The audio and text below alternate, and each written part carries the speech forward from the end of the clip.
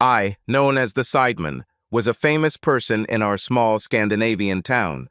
I was sure that people were jealous of me because I dared to do something that many of them probably only dreamed of.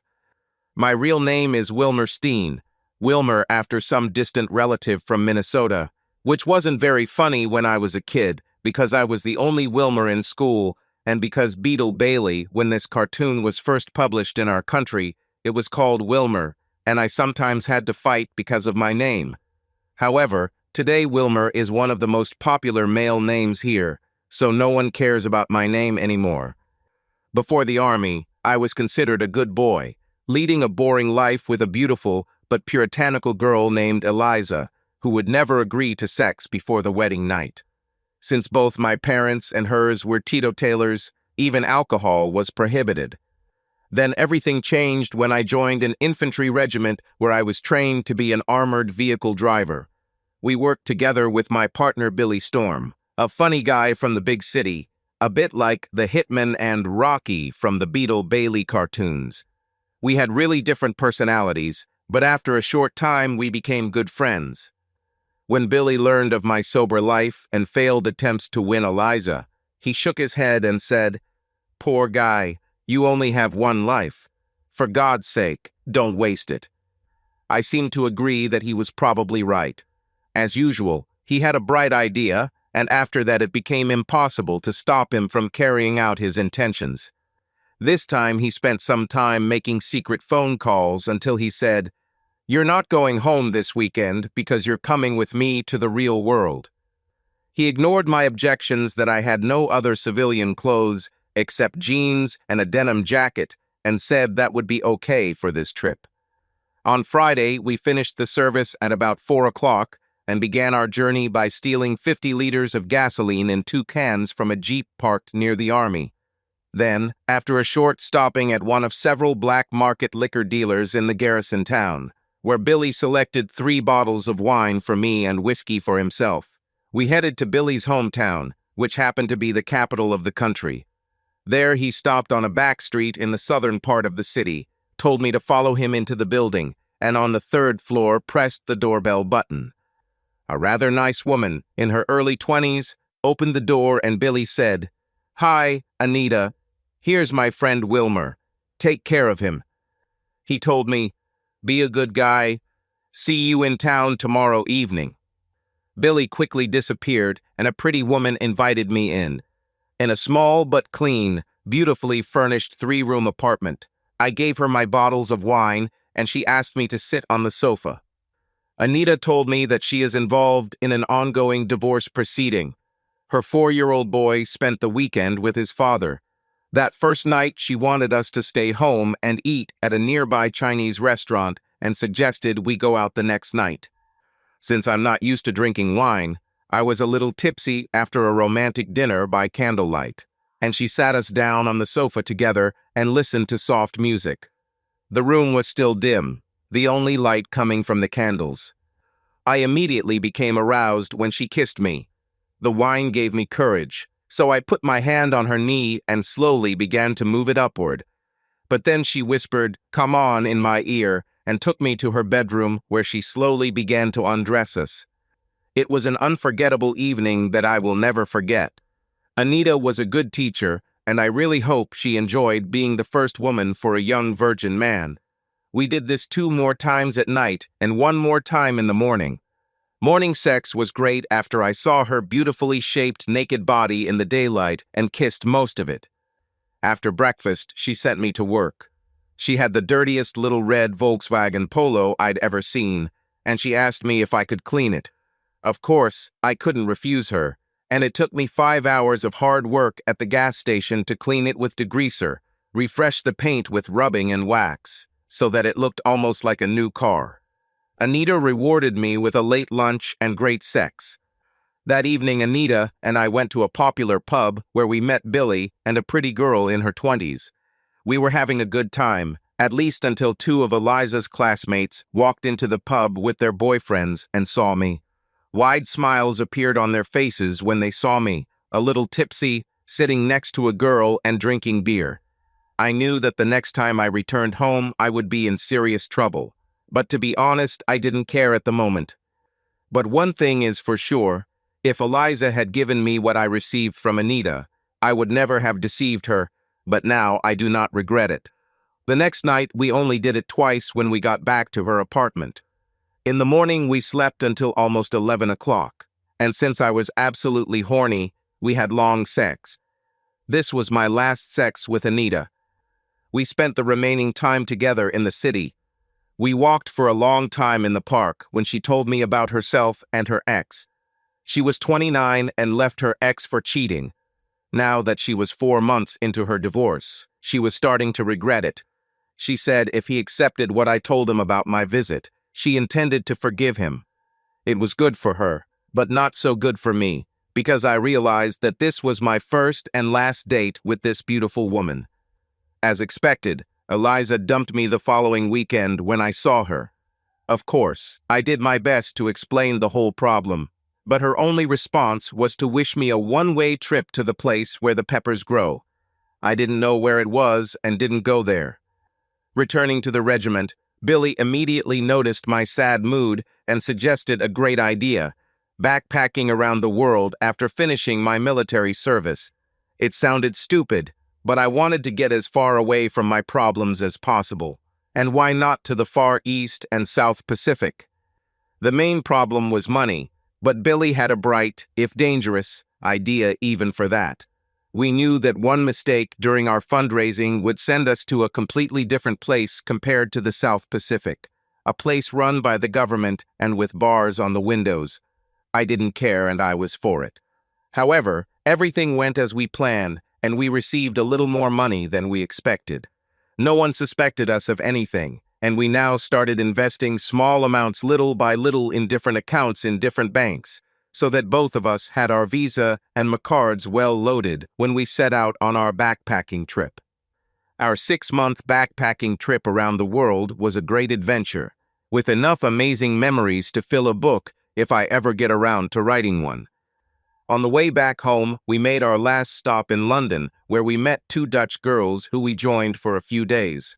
One of them, Simone, was a very beautiful and laid-back girl. We let her choose, and she chose Billy, and pretty soon they fell in love. Just 2 weeks after we returned home, she convinced her parents to invite Billy to the Netherlands. Apparently, he made a good impression because he soon got a job in their family's family business and soon became their son-in-law. I was invited to a magnificent wedding. Within a week of returning home, I had serious problems. I learned that Sebastian Lindbergh, the spoiled son of a rich father, a real scoundrel, was with Eliza when I was on a backpack trip. It shouldn't have been my business if he hadn't been a real jerk to her. When he couldn't get her to have sex after 2 months, he tricked her into getting her drunk, getting her into bed, taking pictures of it, and boasting about his exploits, showing the pictures in the pub. On Saturday evening, after having a few drinks with friends, we decided to go to the main hotel and pub where the locals used to meet. We were having a good time with some more alcohol when that damn Sebastian came in and started teasing me about taking Eliza's virginity, even though I had been her boyfriend for years. I couldn't bear the humiliation and immediately attacked him, but the bouncer saw what was happening, and since Sebastian was a much more important client than me, I was thrown out. Outside, I saw Sebastian's expensive BMW with his driver sitting in it watching a movie on the DVD player. Sebastian had his license revoked for speeding and hired this unemployed young guy as his driver. Rumors said that when Sebastian had his fill of one-night stands, he would persuade or force them to have sex with his driver. Being angry and drunk, I had a stupid idea in my head. I worked part-time in a building materials store in a back street near the hotel and pub and knew where they kept the key to the forklift. I went there, found the key, and drove the forklift to the hotel and pub.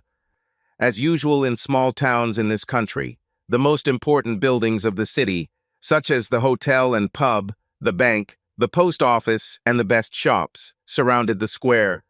There was a fountain with a half-meter granite wall in the center of the square, and the area near the hotel and pub was used for parking. Sebastian's BMW was positioned so that it was easy to drive up to it from the side. Before Sebastian's driver could react, I lifted the BMW high into the air on a forklift and took it to the fountain, where I dropped it into 2 feet of water. People in the pub saw what I did, and within seconds, I saw Sebastian running towards me. When he was at the fountain, I got out of the forklift and attacked him. Luckily for me, I successfully hit him in the right place with the first blow, and he fell to the ground. Don't ask me where the stupid idea came from. It was probably just because I'd had a lot to drink and needed to pee, which I did right there on Sebastian's prone form. Some people tried to stop me, but my supporters were in the majority and were able to give me enough space to complete my intentions. The police patrol must have been close to the square because when I finished and was buttoning up my pants, a young policewoman was standing next to me and said, "Please don't make things worse than necessary. Let's go to my car." What could I do? I replied, "I never say no to a pretty lady." Although she was young, she was professional and knew that a polite little conversation could be much more effective than shouting and fighting. I followed her to the patrol car while her partner, a man in his early 30s, started the car. He remained standing to support her in case I tried to run away. The nearest open police station was in the next town, about 20 miles from ours, and after she radioed the next patrol that was heading to the town square, I told her I did what I did because the damn guy got my ex-girlfriend drunk and humiliated me. She thanked me for not causing problems for them, and with a bright smile said that she understood my actions and had no complaints against me, but had to do her job. Her partner said he would probably do something crazy if some creep humiliated his ex-wife. I was treated well at the police station. Their report was correct, and the next morning the state prosecutor saw no reason to keep me a prisoner. They sent me home in a patrol car. I asked the driver to drive past the town square, where the forklift had already been removed, but the BMW was still standing in the fountain like some kind of attraction. I saw several people taking pictures of him. Since then, I have become a well-known figure in our small town, which has led to many invitations to parties and other events. Sebastian's father threatened to sue me for a large amount of money, but I politely suggested that he take his son and go to a place that the Bible says is very hot. For some unknown reason, he never sued me, and Sebastian, now the butt of jokes in the city, went to an expensive business school in Switzerland. The prosecutor charged me with driving a forklift while intoxicated and causing damage to a public place, and my driver's license was revoked. It was boring waiting for the trial, and it felt almost like a relief when I was summoned to court. The prosecutor pushed hard to get me sentenced to 4 months in prison, but my lawyer did a good job, and it ended up being 6 weeks in open prison. There I met a young social worker who, after a long, serious conversation, did a good job for me. She told me about the state technical school for adults, and I was allowed to spend the last 4 weeks of my sentence at the school. I haven't seen Eliza since she left me, but I sent her cards during my backpacking trip. After her affair with Sebastian, she left town for a teacher's school and was rumored to have a boyfriend there. I never met her when she visited her parents, but one of her friends gave me her address, and after punishing Sebastian, I sent Eliza a letter telling her that Sebastian now probably regretted what he did to her, and ended the letter by wishing her luck in the future. Much to my surprise, she responded with a letter saying that while she somewhat appreciated my concerns about her, she did not want any further involvement with me at this time due to her happy relationship with her boyfriend, but would like to so that I could find someone with whom I would be happy. I respected what she wanted and never tried to contact her. My school meant hard times for me because the economic situation forced me to work as much as possible, so I limited my visits to my hometown to Christmas and some of my parents' birthdays.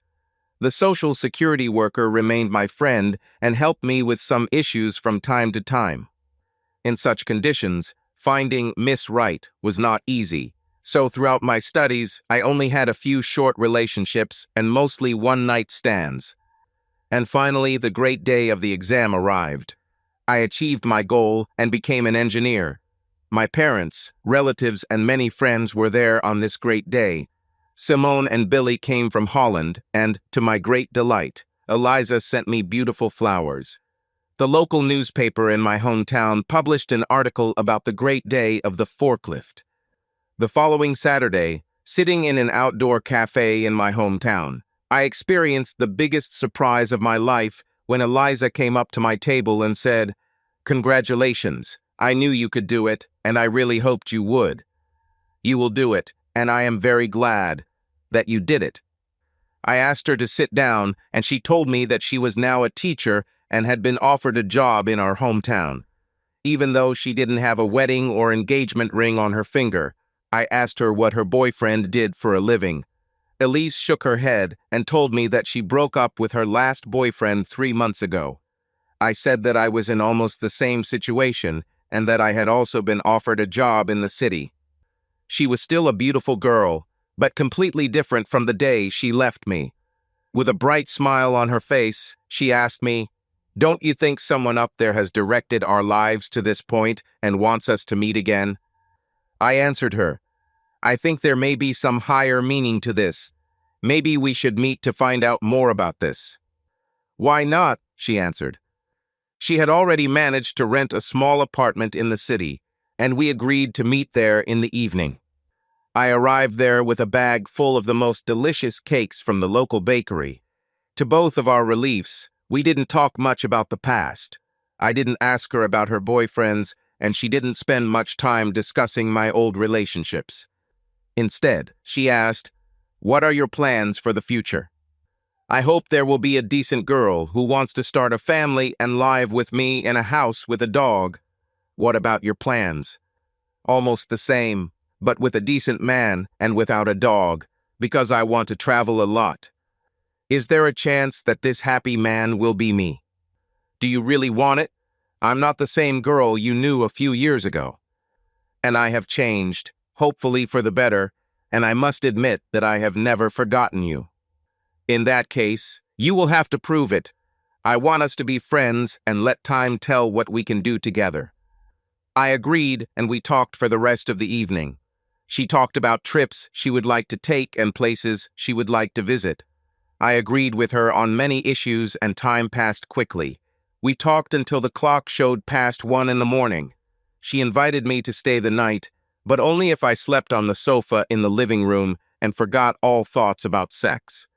Deep down, I knew that Eliza had many doubts about our new relationship, and I also had doubts. There were too many thoughts running through my head for me to fall asleep. What have I done?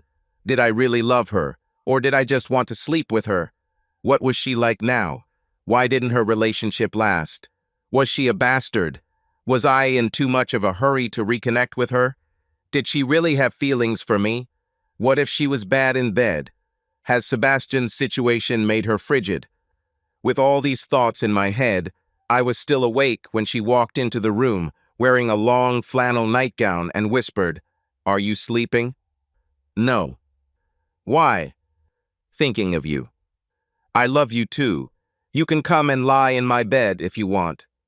I followed her into the bedroom, where she took off her nightgown before laying down on the bed. Neither of us wanted to sleep, and now we were doing what we should have done years ago. It was gentle but passionate sex, several times until 6 o'clock in the morning, when we fell asleep. Now I at least knew one thing about Eliza: she was not frigid. When we woke up, she told me that she hated me for my change and for going on a trip with a backpack. Her relationship with Sebastian was good until he showed what a pushover he really was. She then told me that my action with the forklift and my imprisonment for her honor had made a far greater impression on her than she could have ever imagined. Comparing her boyfriends to me as an imaginary hero in her mind could be the reason why they left. She said, "Cupid must have directed your destiny to fight for the honor of a woman, like an ancient knight, but with a forklift instead of a white horse." We had a long, serious conversation about the future and decided to give our relationship a real chance. All our past actions were left behind, and we promised to be faithful to each other in the future. I moved into her apartment for a while until I could buy a house. The company I worked for had a special agreement with a local bank for home loans for its employees, so it was easy for me to own a nice home. Eliza's parents didn't like me very much because to them I was still an ex-convict, even though my time in open prison lasted only 2 weeks. They didn't even like what I did to Sebastian, because in their opinion he was the perfect candidate for their daughter. The only reason they accepted me was because I helped them with various things around the house for free. But when I was there, they never failed to tell me how much they loved Eliza's sister's husband, Thomas, even though he never did anything for them. He was a good guy, but a typical example of a man with thumbs on the palms, which meant that he was completely incompetent in all things related to tools and practical matters. Eliza and I had a good relationship. She didn't want children yet, so we traveled a lot. I let her choose the destinations, so we often visited places with historical significance. One day at a party, one of my friends asked me, "Are you and Eliza thinking about having a family?" Due to the alcohol consumed at the party, I replied, "Yes, we think, but not until Eliza has visited every place on Earth where ancient cultures managed to build at least 2 stones together." Eliza overheard this, which caused our first serious argument, but also led to the positive result that all our subsequent trips included more time to relax. Eliza became involved in the work of the teachers' union at school, which should have brought her additional assignments with meetings and courses. I didn't worry too much about it because she had plenty of time to do it. But one day, just 3 weeks after Eliza began her union activities, everything went awry. I sometimes went online to read the latest issues of the horrid Hager comics on the website of the English newspaper The Sun. Of course, while I was on the site, I also looked at other news. That day, there was an article about how mobile phones are now the most common way to find out about a spouse's infidelity. Ordinary people do not suspect their spouses of cheating, so the cruel truth is usually revealed by accident. Phones are left at home or confused if both have similar models, and the spouse cannot resist the temptation to look into calls and messages on his partner's phone, as well as saved photos. I never suspected Eliza of anything, and if not for that article in The Sun, I would never have checked her phone, which she left at home the evening she went to her weekly aerobics class. If someone had offered me a bet before I checked her phone, I would have happily bet a year's salary that I wouldn't find anything on there that could compromise her. Fortunately, no one offered such a bet. Most of the messages were completely innocent texts and voicemails from her friends, her sister Emma, and even 2 from me. But there were also 2 text messages from a certain PM and copies of one text message plus a photo sent to this PM that hit me like I was knocked down for 9 seconds in a boxing ring. The last text message from him read, "My dear Eliza, I think about you day and night and count down the hours until the magnificent moment when I see you at Sergel Plaza, and you will be mine, only mine, for this magnificent weekend that will illuminate my life for the months ahead. Thank you very much for the wonderful photo. Your loving friend PM." Quite a lot of text for a text message, but apparently he knew that Eliza and I shared a home computer, and that her email at work was not secure for secrets, since its specialists had the right to review emails for prohibited data. At least one teacher was caught obscenities in his mailbox. The oldest message from the PM read, "Dear Eliza, thank you for coming to the 2-day course at Sergel Plaza. May I dare suggest that you find an excuse to stay the night from Friday to Saturday, and perhaps even the night from Saturday to Sunday? The union will pay. I miss you. Please send a photo to my phone. With love, PM." Eliza's response to his first message read, "Dear Peter, 1 extra night I will be able to stay. Please remember, this is only a one-time game and I love my boyfriend, but I want revenge before we have a family. Photo sent, but not topless. With love, Eliza." What nonsense. Take revenge on me. If she had forgiven me when I cheated on her, I would at least understand her. But she didn't. Instead, she left me without giving me a chance to explain myself. She got revenge on that bastard Sebastian and her other boyfriends. It's surprising that she doesn't want to remember what we promised each other when we started this new relationship.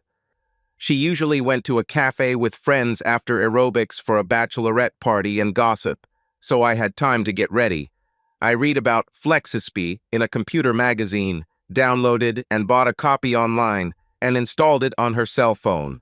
From that moment on, I could read copies of all her text messages on my computer. Apparently, the girls had a lot of gossip going on that evening, which gave me plenty of time to act and prepare for her to return home on time. Elise immediately realized that something was wrong. She became alarmed and asked me the reason. I told her the truth, that I felt bad, but didn't explain why. She didn't tell me anything about the course, and when she told me a week later, I asked, "It's funny that the course runs until Saturday at noon. There's usually a lot of free time at these events. Maybe I'll come over on Friday so we can go to the show. Have a good time, and maybe even stay the night from Saturday." She looked very worried and said, "That would be great, but we have everything planned all the time. There won't be much free time." "Okay, I understand. Can you show me the avenue?" Now it was starting to seem funny. She looked almost panicked as she replied, "Of course, but one of my colleagues at school wanted to see it. You'll have it as soon as I return it." She started this dirty game, and I decided to give her one more problem before giving in this time. Let her keep it. The union guy at my work can make me a copy. I'm sure he knows several people in your union. Such things are a piece of cake for him. Now she was really worried. No, don't do that. I might get in trouble if it turns out I gave my copy to a colleague. What the hell? Are you hiding secrets from the ordinary members who are paying for this expensive pastime in an expensive hotel in our capital? She looked worried, but did not answer this question. I, of course, used my connections to get a real prospectus. The next day, I received a Flexispi copy of the text message she sent to Peter. "Dear Peter, serious problem. Boyfriend is suspicious. Please call me on my cell at 10:15 a.m. Love, Elise." Apparently, he called her and agreed to send her a fake prospectus with an extra day because she gave me one when I got home from work. I read it for a while, and it was very well done. If I didn't know it was fake, I would never have doubted it. However, I said, I'm missing the list of participants that usually comes with these types of programs. "Why do you need to see this?" "Because I want to know if any teachers from my technical school will be there." "What? Are you going to ask them to keep an eye on me?" "Forget it." I could have said yes, but I didn't. Instead, I said, "Don't blame me. Blame the union people. They were the ones who were involved in several dirty sex scandals, usually paid for by members' money. Weren't the ladies given big dildos as a reward at some union event? They were metallurgists, not teachers." She accused me of having a dirty mind. The evening between us was not joyful. The next day, Peter sent her 2 short text messages, "I love you." She didn't answer. That evening was my bowling night, and on those nights Eliza's sister, Emma, usually came over to hang out with her. I bought 2 small electronic voice recorders and hid one in the kitchen and the other in the living room because I needed to know if Emma was in on Eliza's plans to cheat. Emma was really into it. Of course, most of the time they talked about other things, but a couple of times the conversation turned to Eliza's trip. Emma asked, "What did Wilmer say about your weekend trip?" I'm afraid he suspects something because he asks too many questions and even offers to come to the hotel and take me out on Friday night. Sometimes I feel uncomfortable about all this. "Why don't you leave him again and be free to sleep with whoever you want?" "Because I love him, I want to marry him, and I want to have children with him." "I don't really understand what you see in him, but if I were you and didn't have children, I'd want to have fun too." "You slept with your boss even though you have children, didn't you?" "Yes, but it brought me pleasure and encouragement." It was news to me that Emma had been unfaithful, and now she was trying her best to convince Elise to continue with her plans. After a long time of idle chatter about clothes, Elise asked Emma, "What the hell would I do if he came to the hotel and found Peter and me in the same room?" "No problem, darling sis. We'll keep him busy at home for the whole damn weekend. Mom wants new flooring in the living room, and you have to convince him to do it. Just give him the best sex ever and convince him to work on that floor. It'll take until you return Saturday evening." It was hard to believe that Emma was such a treacherous cow. I thought we were friends, and I helped her and her clumsy husband with many things in their house. What a damn family they are. But now it's time to show them that it can be risky to dump their damn shit on me. I wrote a letter to Emma's husband. "Dear Thomas, I'm sorry to say that you will be one of the last people in this town to know that your cheating wife Emma is fucking her boss. However, better late than never. Best wishes from a caring friend." He received it the next day, and when I got home from work, Elise asked me, "Do you mind if Emma stays in our guest room for a few days?" "Why?" "Because Thomas and her had a little fight." "Why?" "I don't know." "No." "Why not?" "Because I'm sure you know the reason, and if you don't want to tell me the truth, my answer is no Emma in this house." Elise was silent for 10 seconds before she answered, "Emma cheated and Thomas found out." I shouted, "No, no, no. I will never accept any damn cheater in this house. Do you understand?" With a scared look on her face, she replied, "Yes, I understand, and it would be better if she stayed with Mom and Dad, although Mom is pretty angry with her right now." One thing was for sure. Elise realized that her romantic nights with Peter would not be the pleasure she expected when she accepted his advances. Now she knew that our relationship was hanging by a thread. Many people could tell me, someone from this town might have been at that hotel, some moral monitor on the course might have become suspicious, and now that Emma was in trouble, she might turn me in if she was jealous of Elise's happy relationship.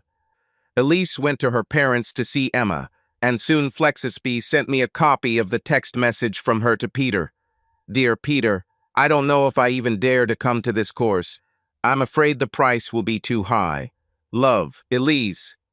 He replied within an hour, "My dear Elise, I will make the risk almost zero.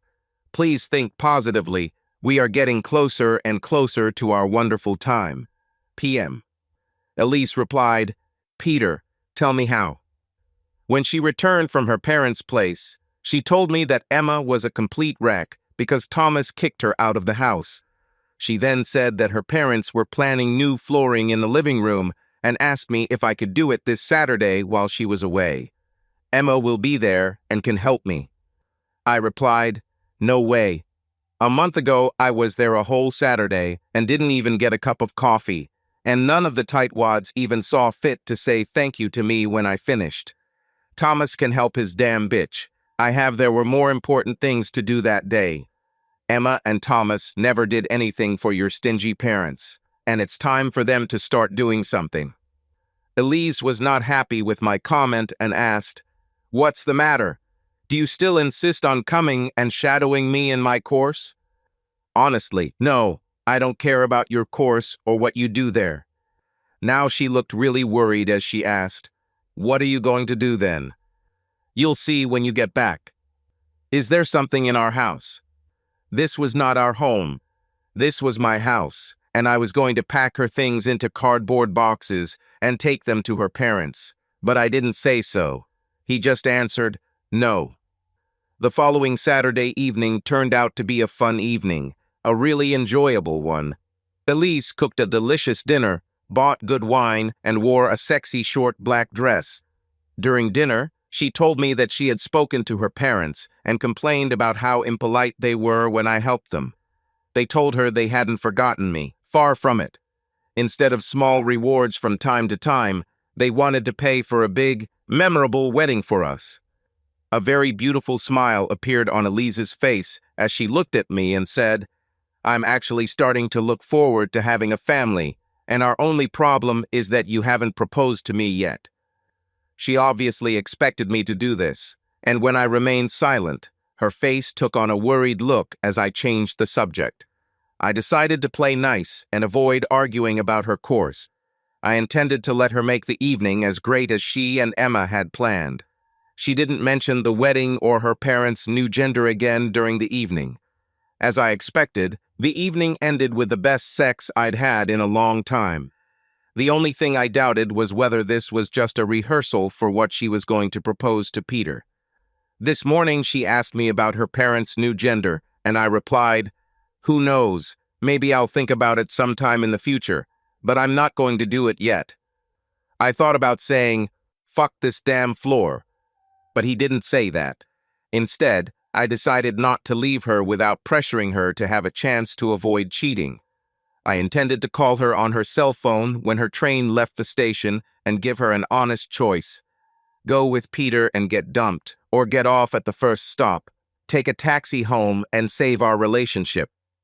Elise called me at work on Tuesday and asked me to pick up a few things at the supermarket on the way home after work.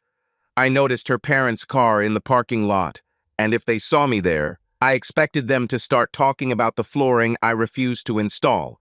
But instead of her parents, I soon met Emma, and since I knew she was doing everything she could to convince Elise to cheat on me, I couldn't resist the temptation to say, "Hey Emma, I'm not surprised that Thomas caught you cheating on me."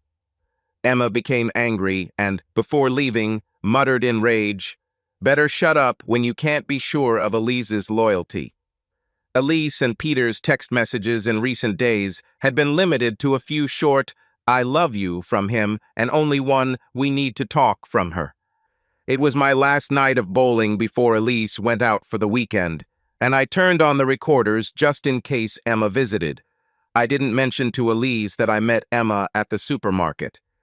My bowling and conversation after it continued until late in the evening, and Elise was already in bed, but not yet asleep, when I returned home. I told her I had some work to do and it would take 1 hour. Then I went to my office with the recorders. As expected, Emma came to visit, but said that she could only stay for a short time, because at 8 o'clock she and Thomas were meeting for peace talks with friends. Emma asked almost immediately, "Elise told you that we met at the supermarket?" "No. Did he say something about Mom's new sex?" "No, he already promised to do it. Didn't you give him the VIP treatment last Saturday?" "Yes, I did, but he refused to do the floor, and I'm afraid he suspects something about Peter. I don't think I can get involved in anything with him this weekend. The cost of it will be too high if Wilmer finds out something." "What is Peter saying?" "I think you should take the risk. I wouldn't hesitate for a second. If Peter really loves me like he says he does, he'll wait for a better time. What about you? Is your affair worth getting kicked out of the house?" "What if you don't get another opportunity? I don't regret anything. Thomas will forgive me, maybe tonight, and our sex will be better than ever. No problem, dear sister." What a bastard. I'm sure Emma is jealous of Elise's happy relationship with a real man, and for some reason wanted to bring her down to her level. Elise said in a clear voice, "My Wilmer is not such a coward as your Thomas." Yes, he is. Those talkative guys are the worst cowards when they have serious problems. Trust me, he will cry and beg you to stay with him if he finds out anything about Peter. Elise was not convinced and said, "He wasn't a coward the last time I left him. I regretted it like crazy, and if it weren't for my mother, I would have asked him to come back to me the very next day." Emma finished, "You know my advice." Then they started talking about some cousin's birthday. One of the secretaries at my job was married to a lawyer, and I asked her to hire her husband to get information about this Peter Molina, and got it after she had lunch with her husband on Wednesday. It turned out worse than expected. Peter cheated his ex-wife's parents out of a large sum of money and beat his ex-wife and forced her to have kinky sex when she told him she wanted a divorce. He only received a 6-month suspended sentence, which meant he managed to convince the judge that he regretted everything and wouldn't do it again. Once again, I changed my plans for Elise, since this Peter was undoubtedly a psychopath. And such people can be very charming and skillful deceivers. It was not entirely Elise's fault that she turned into a naive victim, believing everything he said and unable to suspect his real intentions. Even the union that gave him his current job had to be deceived. So I decided to change my plans again, and now I intended to do everything possible to stop her at home before she went on the course. Our future will depend on what happens during our conversation, and I wanted to get away from home this weekend, alone or with Elise, and booked 2 last-minute cheap flights and a cheap hotel room abroad. Wednesday was Elise's aerobics night, and she went there as usual. When she got home after coffee and gossip, she told me it was time to start packing for the trip to the course. I interrupted her by saying, "We have some serious matters to talk about before you do that. By the way, did Emma tell you that I met her at the supermarket?" "Yes." "Did she tell you what I told her?" A frightened look appeared on Elise's face as she replied, "She only mentioned that she met you there." I told her I wasn't surprised she was a cheating bitch, and guess what she said? She told me to shut up about her cheating because I don't know anything about your business in the matter. Of course, she ran away without saying anything else. Nothing, but I believe in the old saying, there is no smoke without fire. She blushed as she replied, almost in a whisper, "Oh God, did you really call her a bitch? I don't know what she meant because I swear I never cheated on you." I looked her straight in the eyes and said, "I want to ask you a few questions, but I want to say something before I do. Cheating is not always bad. When 2 people who are unhappy in their current relationship meet each other, cheating can lead to a new happy relationship. Or it can be done with limited risk if you are protecting yourself and doing it far from home with someone you have never seen before and will not see again after this incident." Elise didn't answer, so I continued, "But if you're in a relationship with an ordinary spouse, a planned permanent love affair will probably end with your relationship. A spouse with common sense will figure it out sooner or later. It doesn't matter what your lover promises you before the first time and how careful you will be. Because after that you are hooked like a fish on a hook and will not be able to stop if he does not want to let you go." I looked her straight in the eyes when I said, "The only thing he has to do is give you a hint to be a good girl, and your spouse will never know. If you love your spouse much more than your lover, this will be enough for him to force you to submit to everything he wants from you. Remember that many of the most charming and successful wife seducers are psychopaths with perverted demands, and it is not uncommon for them to share their victims with perverted friends." Now Elise became very uncomfortable as I continued. "Let's imagine that you have a lover who demands to meet and sleep with you 2 months after your wedding, when you stop taking the pills, planning to become pregnant with your spouse. Imagine that your lover refuses to use a condom, and after a while you find out that you are pregnant. What will you do?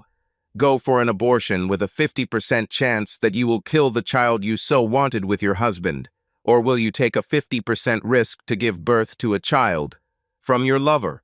Sure, you might have the morning after pill, but what if your husband accidentally finds it while you're trying to get pregnant from him?"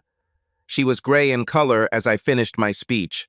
"Please don't try to lie to me when answering my questions. I can't handle lying in this matter. Do you love me or hate me right now?" "Of course I love you. You should know that. Why do you doubt it?" "Because I know for sure that Emma didn't make her words out of thin air. I love you very much, but I won't hesitate to break things off with you tonight if you try to lie to me. Do you want to tell me something about your intentions for the night? Are you aware?" Now she started crying and screamed, "No, no, no. Don't leave me. Please believe me. Please, Wilmer. I never cheated on you. Please believe me. I love you." "But you lied to me, didn't you?" She sobbed, "Never about my love for you. I don't care about that until I hear you admit your damn lies. Or would you really rather share a room with Emma at your parents' place? Please tell me the whole damn truth about you and Peter Molina." Elise was shocked when I mentioned his name. Then she began to cry for several minutes before she could speak. During an information day for us teachers, We met a very attractive man from the union who got half an hour of our time to talk about his union. During a coffee break, he happened to sit next to me and began to convince me to take on some important tasks for the union, since almost all the teachers were members in our city, but it was almost impossible to find someone who would agree to do something for the union. He spoke very convincingly, and one male teacher and I agreed to go to a hotel in a neighboring town for more information. She cried again before she continued. There were 16 teachers from all over the district at the meeting, which ended with dinner, after which we stayed dancing in the hotel, and the drinks were paid for by the union. The orchestra played a lot of slow tunes, and Peter danced most of them with me. He was very polite and charming and didn't try to do anything. It was almost dark on the dance floor, so we danced very close, and I felt that he was really horny from the 2 large drinks that Peter brought me. So I got a little excited, which Peter obviously noticed. But nothing else happened other than he got a hug and a quick kiss after the last dance. Then my sober coworker and I immediately drove home in his car. After Elise drank some water, she continued. The next day Peter called me and, after a long, flattering conversation, convinced me to join a trade union course at the Sergio Plaza Hotel in the capital. He said he fell in love with me because I was exactly the type of girl he always dreamed of, and many other compliments like that.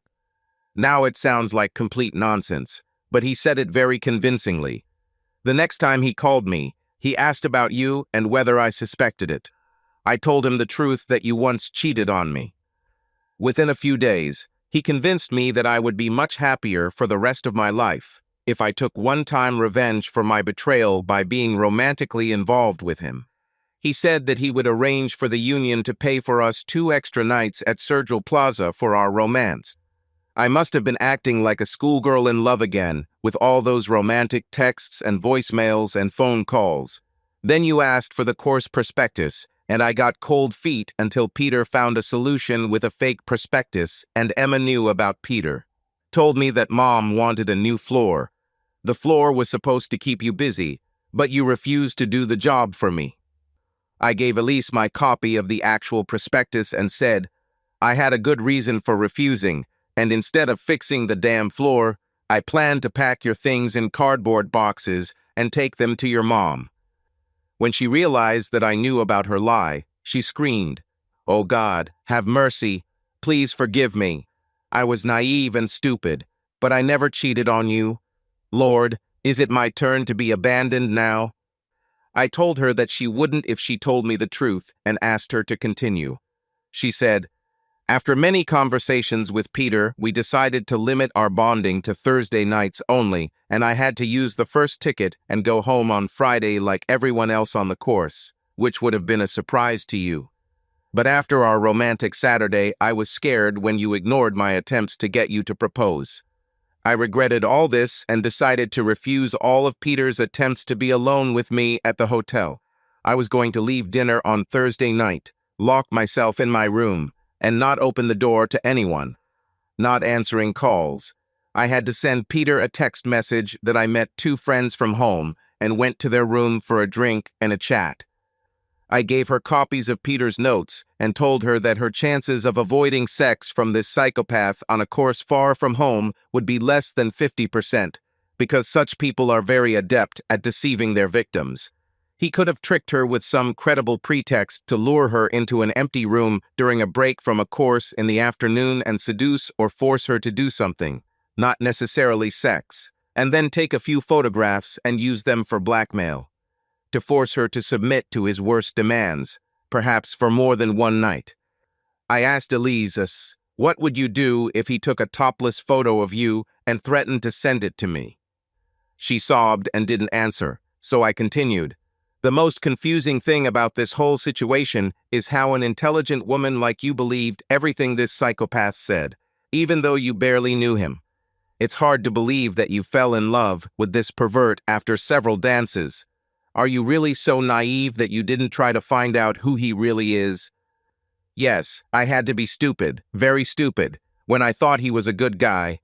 But I have to be honest and say that it's not all his fault. Once in my life, I wanted to be a frivolous girl for one, or maybe 2 nights before becoming your loving, faithful wife. You caused me so much pain with your betrayal, and I thought that it would be easier for me to be a wife and mother if I allowed myself to do this for once. Peter seemed like the perfect partner for this experience, and we certainly intended and agreed to use condoms if we had sex. My wife and the mother of my children, wouldn't it be hard if I left you? Do you really think I want to marry a cheating bitch? She looked at me in panic as she sobbed. I didn't cheat on you. When I came to my senses, I regretted the whole stupid idea and gave up all intentions of doing it. What should I do now? Please forgive me, or are you going to leave me? No. I love you so much, and I will never be that stupid again. Just tell me, what should I do? Tomorrow you will stop all your assignments for the union, but you can remain a regular member. Then on Friday morning you can come with me to Paris for the weekend to talk about our relationship. Of course, it will be a budget airfare and a budget hotel in Pigalle. Elise smiled now as she said, I would even be willing to walk there and sleep under a bridge just to have the great opportunity to do this with you. I had a serious talk with the female leader of Peter's union and with Peter himself and his current wife, who was 6 months pregnant by this scoundrel. I don't know yet what happened or if anything will happen to him. One thing is for sure, he avoids our small town and would rather run as if he was being chased by the devil if he saw me anywhere. When Elise asked me how I knew about her and Peter, I only told her about the fake prospectus that made me find out more about Peter. I haven't mentioned anything about the son, her mobile phone, Flexisby, or my electronic voice recorders. Neither Elise nor Peter texted each other over the next week, so I deleted Flexisby from her cell phone. Elise and I had a great time in Paris, and during a romantic dinner there, I proposed to her. She said yes and promised to be a faithful, loving wife. Subscribe to our channel so that your second chaff doesn't cheat on you, and go ahead and listen to the next story, because this story is nothing compared to the next one. If you're under 18, don't even think about listening to the next one.